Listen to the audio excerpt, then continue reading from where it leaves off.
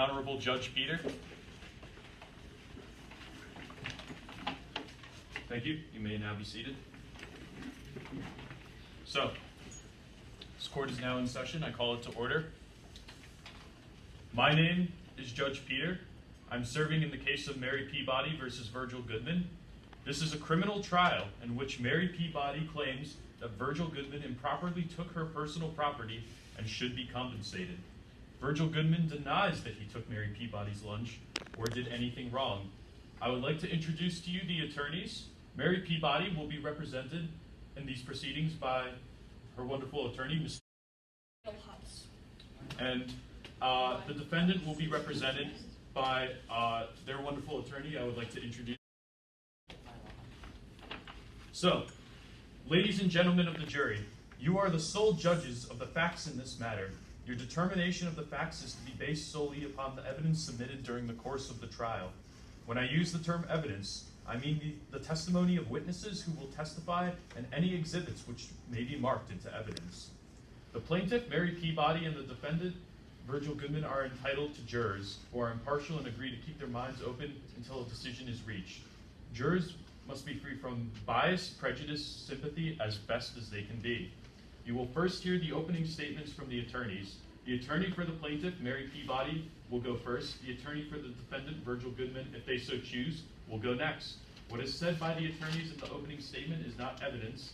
The evidence will come from the testimony of the witnesses and no other evidence presented to you.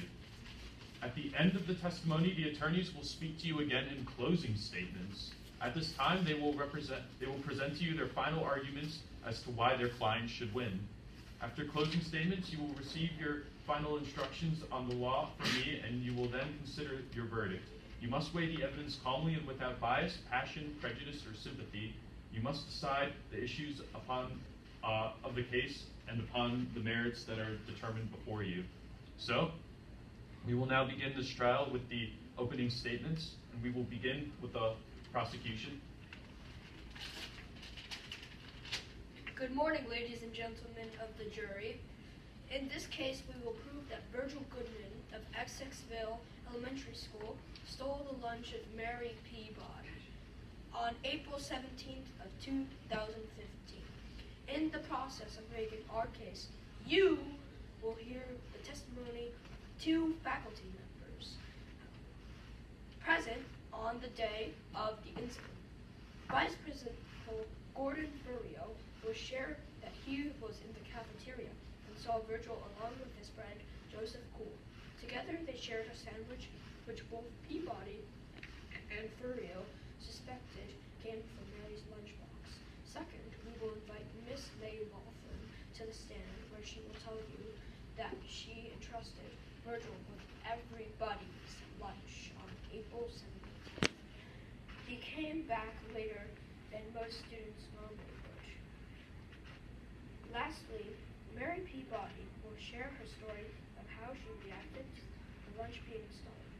After examining all of the evidence, the prosecution hopes that the jury will rule in favor of Mary Peabody and deliver justice by finding Virgil Goodman guilty.